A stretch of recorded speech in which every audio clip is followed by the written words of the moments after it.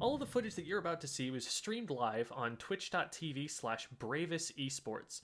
This show, Squid School, airs every Tuesday from 3 to 5 Arizona time. Right now we're lined up with Pacific time, if that's an easier way for you to think about it. If you'd like me to review your gameplay on stream, find me on the Bravous Community Discord server and send me a DM with a very brief description of your goals with the game and what you're hoping to get out of the VOD review. Please, no personal statement, college application essays. I'm done teaching English, I've seen enough. If you find this sort of content helpful, let us know in the comments and poke these buttons here and here with your mouse because it will make me happy. Give a little bit of preamble. Who we're getting on next are some Splatoon parents. They have a 7-year-old son who plays Splatoon, and they also both play Splatoon. And oh my gosh. Between the both of them, they were getting into, so many disagreements over who got to play the Switch this time that they just got themselves another Switch. I adore that. That's so great. Hi there, Johnny's mom. Hi there. Yeah, welcome in. Welcome to the show. Thank you. So I was telling everybody that, so you guys have, I think, 3 people in the family that all play Splatoon. Do you guys ever all play together? Like, how do you guys manage having that many people who play and all wanting to play on the same Switch? Well, yeah, that's the problem is we're limited to 2 Switches. So usually there's 2 of us playing together, and we kind of have to choose which 2 depending on the player. And because Splatoon doesn't have cloud save, we're kind of limited to who can play with who. Mm-hmm. Yeah, that's so awesome though that you're all playing together. We were just passing around an article on the Bravous Slack channel about how the author was saying that not all screen time is created equal. That passively sitting in front of a TV versus playing a video game where you're forced to interact with it, where you can have conversations about it with the people that you're playing with, that all of that is, so much better. And it's great that you guys are engaging with your son in this game. And sounds like you guys are having some fun with it as well, to want to be on the show here. So yeah, that's very true. Yeah, and our sons enjoyed it a whole lot as well. I think for us, it was looking for a little bit of a distraction during lockdown and not being able to go a lot of places. So we didn't even buy a Switch until probably summer of this year. And in introducing him to some games, relative to his age of 7, we picked up, I guess, our own little addiction and put us to sleep and playing Splatoon after hours. That's so awesome. Really, really cool story of video games bringing someone together. So I love having you guys on here. Like, that is a story that I wanted other people to be able to hear about. Let's get going on the VOD review here, because we've got 2 videos actually to go through here. So I'm going to go through a little bit more quickly. But I wanted to talk a little bit first about Turf War. Because we're going to be playing both of these games in the Turf War mode. And there's a lot to be said about that. Most of the VOD reviews we've done so far have been on the ranked modes. And Turf War is designed a lot different. And it's really interesting. Like, I think Turf War is extremely well designed for what it's meant to be. It's a lot more beginner friendly. It makes it so that the objective is, like, as painfully obvious as it can be. Just paint more. If you paint more, you win. That's all you gotta know. So it's really great for teaching new players how to play, for teaching kids how to play. They're like, that's super intuitive. They pick that up in like the first 30 seconds, like, oh, okay, so that number in the upper right is good, and the more I do of that number, the more I win. And it also, as a tutorial for new players, it sets up the importance of painting the map, which is huge. Map control, having more paint on the map than your opponent, it gives you objective advantages. You can move better in the game. You can see more of what's going on around you. And all of that is extremely important for your team to be successful. One of the things that deviates a little bit from competitive play here is the fact that there's not a single like objective that funnels everybody in. It's not that like there's a tower in the middle of the map that everybody's going to go to and try and compete over. One of the things that you tend to see is, you know, in turf war lobbies, especially public lobbies where people can't communicate with each other, is people just kind of go off in their own directions and do whatever they feel like. They're not necessarily going to pay a lot of attention to where their teammates are, where their opponents are, and so that is one thing to keep in mind, that once it gets to the point where you have an objective to compete over, people are going to need to play a little bit closer together. They're going to need to, you know, focus their efforts not on some random corner of the map, but on the thing in the middle that actually gives you points to win the game. So that's one difference between this and, say, the ranked modes. Another difference is that your advantages aren't cumulative. They don't add up over time. Take, like, soccer, for example. You score a goal in soccer, you're at a score of 1-0. And so now, if all you do is defend for the rest of the game, you can win. Whereas your opponents have to take the ball all the way to your side of the goal, this heavily defended area of the field, and score. So you have an advantage for the rest of the game because of that goal that you scored. In chess, if you take a piece, now your opponent has fewer pieces to work with, and so you have an advantage. In League of Legends, if you get a kill, you get gold and experience that powers your character up so that the next fight is even easier to win. But in Turf War, you don't really get advantages that add up like that if you do something good. You can be dominating your opponent, just absolutely destroying them, keeping them cooped up in their spawn, unable to even move for the first 2.5 minutes. And if your opponents then wipe your team, they're actually probably at an advantage if it's just the last 20 or 30 seconds. They have enough time to paint up the whole rest of the map so that they have an advantage over you, and they have extra time to do that because they've splatted your whole team, so now they get to go back into mid, they can establish more control. So that's probably the main reason you don't see Turf War as much in competitive play, because of that issue. That's, you know, you can be beating your opponents, and if they have one good fight near the end of the game, they can still steal it away from you. But I still think it's a really interesting game mode that's somewhat underexplored in analysis, and it'll be fun to watch some games in this today here. So we're going to start off with Dad, and then we'll go to your video right afterward. First of all, I want to compliment him on the outfit, looking rad. Thank you. Boom. Look at that cool squid right there. So people who know me from the stream are probably like, oh boy, he's playing the arrow spray, because competitively speaking, I have a thing against the arrow spray, and I'll talk a little bit about my stance on this weapon later on. I'll try. It's not like a bad idea, I think. I think that there's a lot of intelligent thought that is going into your choice of this weapon. I just want to point out some places where it's going to fall off as time goes on, that it's going to start doing worse for you because of the way that it's designed. And there are a couple of different parts of this match that I think illustrate that really well, and we'll show it off. One thing it does do really well, the key thing I think it does really well, is paint. And that's great for this game mode, because this game mode is all about, you know, getting the most paint on the ground. But we'll talk about that a little bit more later on. So we start off, and you're painting up your spawn, which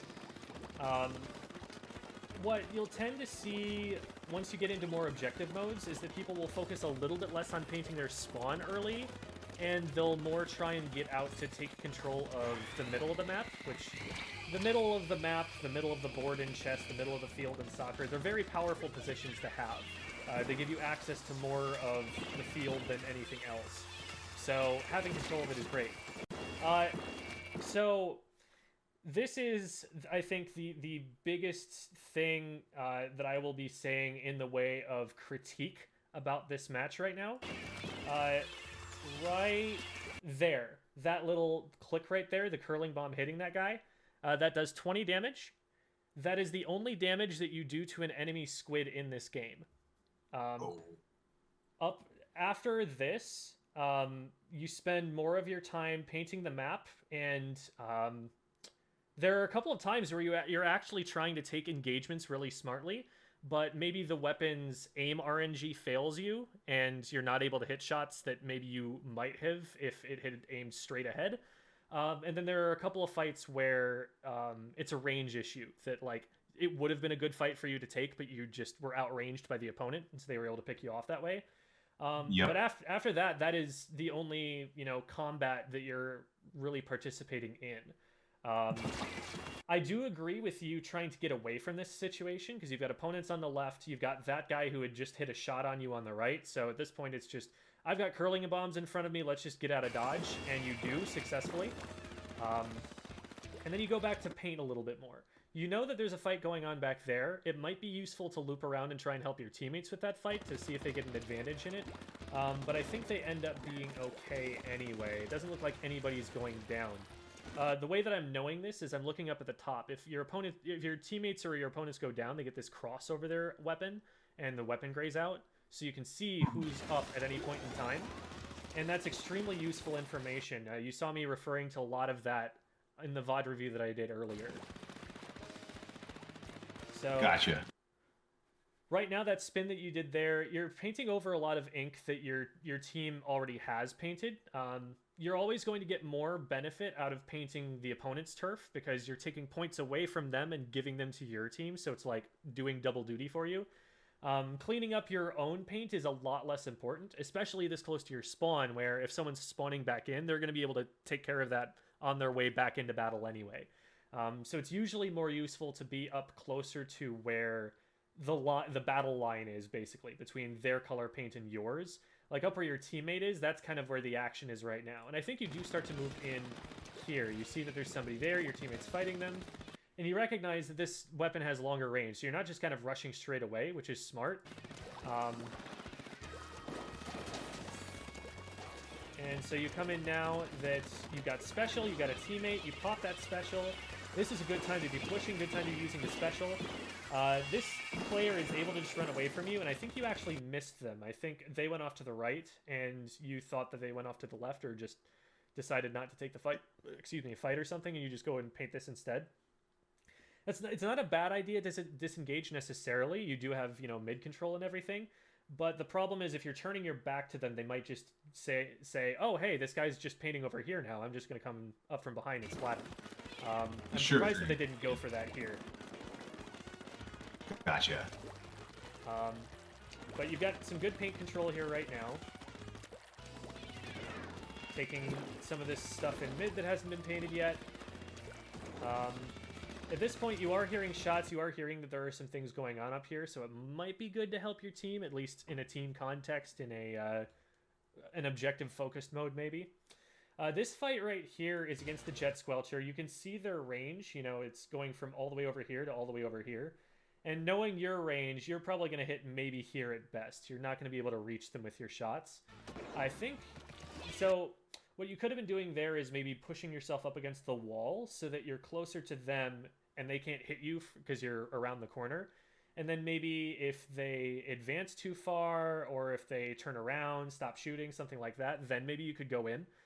Play kind of like an ambush play style, use your cover a little bit more. From here, though, they spot you, and you don't have a bad response. You're immediately firing back at them, which is a really good reaction to have. A lot of people just say, they're shooting at me, I'm just going to run away. I'm just going to hope that they miss their shots, and that stops working pretty quickly. So I like that you're firing back. You're just not at a good enough range to be able to hit them, because your arrow spray is very, very short range. I'm going to take a quick second to pop into the lobby and show you what my biggest issue is with the arrow spray. It's really easy to see when you're testing it on the target dummies. From about right here, I might hit them, or it might miss. I'm firing like 3 shots or 2 shots for every shot that I hit. Look at, like, so there's the reticle in the middle of the screen, right? And then there's those like 4 corners around it. In Splatoon, with the shooter classes, every shot you fire is most likely to hit on the center, but it has a small random chance of hitting anywhere inside those 4 corners. This weapon has a really long shot spread, and it's really likely to actually not go into the middle. So you can see here, those shots are jumping around all over the place. Sometimes they're going into the middle, but a lot of the time they're just jumping everywhere. And that makes it really good for painting. You can see that this is a much wider area painted here than it would have been if those shots were firing straight ahead. But it means that for combat, you can't always rely on those shots hitting. And you need a lot of shots to hit in order to splat them. 1, 2, 3, 4, 5. It's a 5-shot weapon, even at the closest range possible. And if you get further away, it can do a little bit less damage. See, that one did 18 instead of the 24 that it was doing before. So you need to hit a lot of shots. They're very random, and they're very short range. So in combat, this is one of the worst main weapons in the game, I would say. You really need to be like right on top of someone so that you're just gonna hit all of your shots no matter how far they spray. And so you have to kind of play it really similar to the Sploosh, which your wife plays, and we'll talk about a little bit later, where you're swimming around really fast, and if you see someone, you try and like ambush them, get right on top of them before you even pop out of the ink, before they even see you. That's kind of how you want to be playing it, and if you get into engagement you don't like, you just kind of paint your feet like I'm doing right now, and run the heck away. Maybe if you've got your curling rush, you know, you can use that like you do sometimes. You can always surf behind a curling bomb like this, and get away that way, but most of the time you want to be using the curling rush for combat instead. My concern, basically, with the arrow spray, to sum it up, is that it's encouraging you not to take fights, because it's so short range that you're fairly likely to lose fights just because of the main weapon. It's not even your fault. We'll show at the very end here. There is actually a fight that you take really intelligently. You're working with your teammates. Like, everything is going right if you're playing a different weapon. So I don't think it's even like that you're not as competent or like knowledgeable about how to take fights. I think it's just kind of the weapon holding you back there. And I'm worried that it's going to train you not to take fights and to just kind of like sit a little bit behind the battle lines and not have as much of an impact as you could. Absolutely, absolutely, yeah. I actually started with the Sploosh-O-Matic, got comfortable with that, did that for about, I don't know, maybe 20 levels or whatever, and then felt that I graduated to this one, which isn't super different. So it's actually really, really good to hear. And that's okay, this fight right here, like, I actually really like the idea that you have here. You've got a teammate right here. You see that there's shots coming from this direction, so you know that's where the danger comes from. And as soon as you get up and around, you turn to face that. You can see that this charger is too far away to actually hit you from here, so you know it's safe to come up in this direction.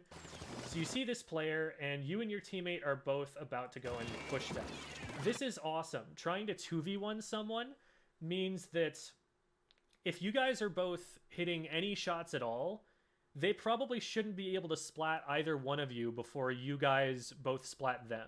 If they focus on your teammate, you get a free opening to splat them because they're shooting your teammate. If they start shooting you, you just disengage a little bit, like try and make yourself hard to hit so your teammate has easier shots on them while they try to shoot you. So it's awesome that you're trying to take this fight. You see that they go around the car, and so you try to go in after them. And the only issue here is that there's someone up here to make this from a 2v1 into a 2v2, and they're able to pincer you. If you had longer weapon range, if you were playing something like a Splattershot Pro, you could literally just stay behind that corner and get a pick on this guy. If you had maybe gone around the car to the left with your teammate, the two of you could have flanked around, like pincered around the car at the same time and taken this guy out. So like this kind of playing around your team, knowing your numbers advantages and pushing someone who is isolated, that sort of thing, you know, it's hard to get S+ players to do that. So I like the choice to take that fight. And I like how you were kind of spacing yourself just far enough away from your teammate that they couldn't shoot both of you. Like, there were a lot of good things happening there. Using the arrow spray, you get to a point where if you push too far in, you're going to lose that fight. The only other thing that we can say about this match, because at this point you get splatted and you're going to respawn for the next 10 seconds, is that before you jump in, take a look at the map. This player that you end up jumping into here, there's a lot of pink ink around them. There could be somebody right here, for all you know. There could be somebody right here. There could be somebody close enough to you to be watching this jump.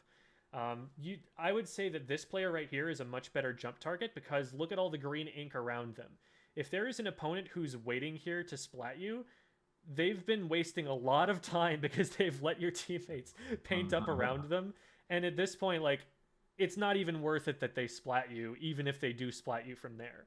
So it's better to jump into the safer teammate here, because you're still jumping straight into mid. You're still saving yourself a lot of time and potentially getting yourself to the, someplace you can paint in the meantime. You're at a huge advantage right now. So, like, even if you don't get to paint anything, you're probably still going to win.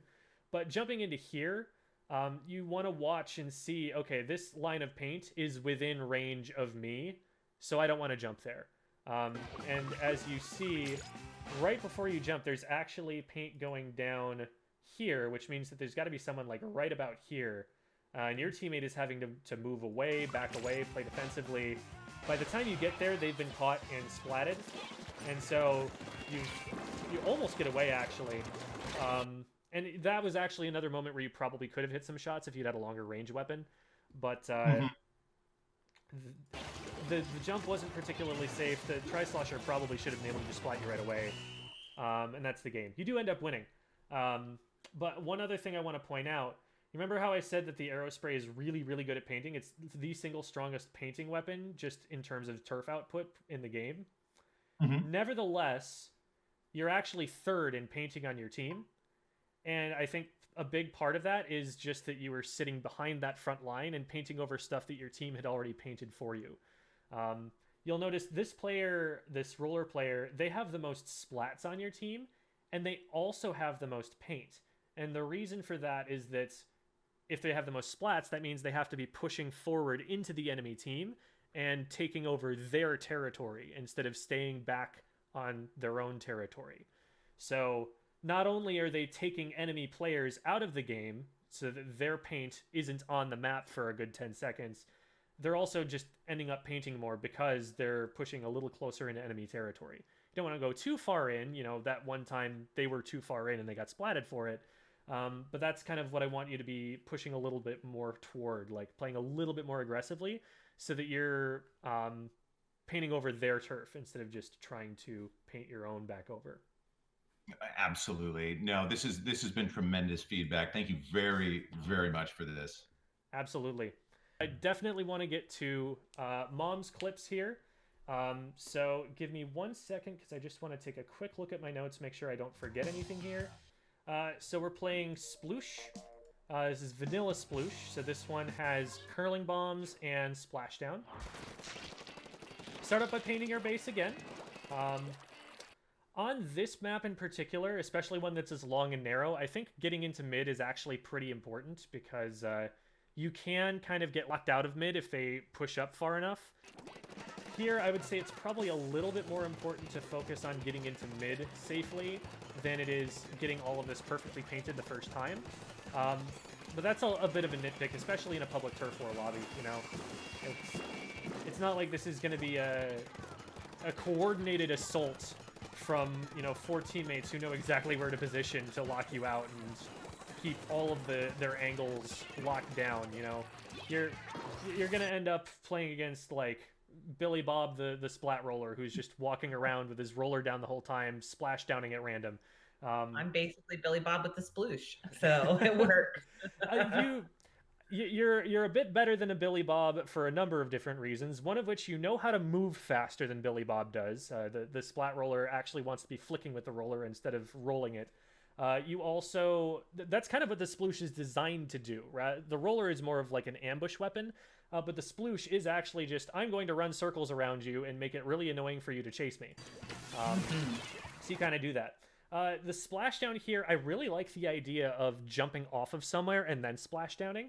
And the reason won't actually matter until about S+. But the thing is, with splashdown, once you hit about S+, it suddenly becomes one of the weakest specials in the game. And the reason is that you can be shot out of it. If you're up at the top of your jump there, a player with good enough aim can actually shoot you up there, and you have a little bit of armor, but if they hit enough shots, you just get splatted before the splashdown ever comes out. It's especially dangerous against chargers or splatlings that have a charge. And so one of the things you can do to counteract that is to do it from high ground. If you jump from high enough up, they can't aim high enough to hit you because you're so high up in the sky. And against these dualies, I think they actually wouldn't have had enough range jumping from where you did. Now, at this point, they're a little bit too far away from you, and I think they disengaged successfully here. No, you actually chase them down. That was a pretty good fight right there. You have, you know, a bit of an easier time aiming with this weapon. Its shot spread is pretty far apart. So you have a little bit of an advantage there, but what you do is you press that advantage. You get right up on top of them so that they have to shift their aim a little bit more drastically. And when you're right on top of them, that's when you're in range. You're making it so that they can't ever kite you back. You're chasing them down. So you generally play this fight pretty well. Against a top-level player, the dualies should be able to roll back far enough that you can't hit them and just zero you out right away. So it will get to a point where there are certain weapons you can't chase like that. But your movement is definitely on par with everyone around you right now. Your aim is definitely on par with the players you're playing against. So you're able to take that fight and you're able to win it, which is awesome. This right here, for a lot of other weapons, is kind of suicidal. But for this weapon, it's kind of fine. A lot of weapons don't have the same mobility that the sploosh has. One thing I don't see you using all the time, but that's probably just because you're trying to paint, is the curling bomb. The curling bomb gives you better movement than basically anything else in the game, because you just throw it out, you swim along behind it, and by the time you get to the point where it's blowing up, you probably have enough ink to throw another one, and you can just kind of keep doing that if you need to get out of someplace really, really quickly. So that's a really great option that you've got. And I would say, so right there, what a lot of people will do is they'll get to the point where they're butting up against enemy ink and their feet are painted and they get a little spooked, and so they splash down to paint the area around them. In that position, instead of doing that, either just throw out a curling bomb or paint, like aim down and paint your feet a little bit. The splashdown is probably better used in defense or on offense than it is just to paint your feet a little bit. I also like that you throw the curling bomb there, but then you don't commit to following it. Sometimes that's actually a really good bait. You can throw it out and get someone to chase after it. But yeah, that is a really great idea, and that works a lot of the time, even, you know, up into higher levels. I don't know if you spotted this player. Right as you come around this corner, there's someone right here, and you can hear shots. They're facing away from you. You have a fairly short distance to get to them. You could totally chase this player down and shoot them in the back and take them out of the fight so that they're not painting as much for their team. So that's an opportunity that you might just not have caught. It's one of the things about this game is you learn to see it before you learn how to play it. You know, you've got to be able to recognize in a split second that there's this little flicker of the wrong color out of the corner of your eye. And so sometimes you just don't notice, and, you know, that's fine. It's just once you start spotting things like that, maybe in like video reviews, it helps you be a little bit more aware for the next time. Going up to their spawn is risky because if somebody does get splatted and spawn back in, now you're in a pretty vulnerable position. But they didn't get splatted, and so you're able to get up here and paint a lot of their base, which is very annoying for them, because now they have to undo all of this if they want to get rid of that advantage. This engagement you go for right here, you're pushing into enemy turf in the enemy base. You know that none of your teammates are around near you because you were able to look out in mid and see where they all are. So showing yourself here on this ledge where you're pretty exposed, and somebody does find you here, and all of a sudden you're in a lot of trouble. In this position, you might have been able to make it out. What you need to be doing is getting out of this radius of the splashdown. And what you do is, I think you move a little bit closer into the circle instead. You might have needed to go backwards, or you might have needed to go out in this direction. I know you're also worried about the missiles, and so you're probably moving to not get hit by those. Really better to avoid this situation in the long term than to be like, oh, I could have been mechanically better and gotten out of that. Mm-hmm. Yep. A lot of the fights that I talk about all just come down to where are your teammates, where are your opponents, what is painted. If you have an advantage in those categories overall, take the fight, and you'll probably win it. And in, you know, most of the fights that you're losing, you're probably losing them because one of those things was not in your favor.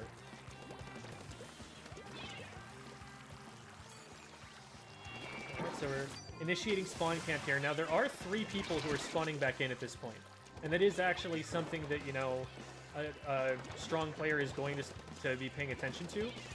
I'm surprised that you get away from the brush here, because they're hitting their shots when you get around here. Like, they're swinging and hitting you. So I'm surprised that you actually survive this. I think what happens is they just sit mashing the ZR button for too long, because the brush can't move. They can't move while they're shooting like other weapons can. So you just kind of run away from them, and now you're out of range. And at this point, I'm expecting that they're going to try pushing you, because you have to paint in front of you to get away, and they don't necessarily. But you kind of just get away at this point. So That was all luck, yeah, totally. it's kind of on the brush. Oh, they actually do chase you from below, and they pick it up here. I forgot about that. But so in that kind of a position, it might be a good idea to do something like sit around the corner, wait for them to chase you around the corner, and then ambush them. Or you might just like try to straight up flee as far away from them as you can get. Those might be 2 better options there to keep you alive. Still, you paint a ton in this match. The fact that they didn't clear you out of their base meant that this number up here is pretty darn big for, you know, a player in Turf War at this level. What I will say, there are a couple fights here, actually, that you probably could have taken. There's this dualies. I think you move a little bit past them before you might notice them, but you're right next to them, so at this close range, you have a good chance of splatting them. This arrow spray also, not paying attention to you. They're facing the wrong direction to be shooting you, so you could have turned and splatted them, and actually splatting them right at the end of the game is huge, because 1, it takes away their ability to paint for the rest of the game. 2, when someone gets splatted, they actually put some of your ink down on the ground, so it's like you threw a little bomb there. So taking out either of these players would have probably been a good option. Wait, you did take what? I did. Yeah, I did, and it was so one that I weird didn't and even laggy. notice until watching the replay. Yep. So it's not the curling bomb you throw. You get enough shots. I think it was like last, a actually. full second and a half. My God, Splatoon netcode. Yeah. Gotta love it. Yeah. I think it was just lag that I didn't notice. It didn't register until almost the game was over. We went a little bit over there, but I was more than willing to do it because I'm super happy to have had you guys on the show. Really appreciate you guys coming on, being good sports about everything, and sharing a little bit of your story with us. Because I think all of us as Splatoon players kind of wish that we had all had parents that were as cool about the game as you guys are. So thank you guys for coming on. Thank you, Jen. Thank you so much for having us on. Absolutely.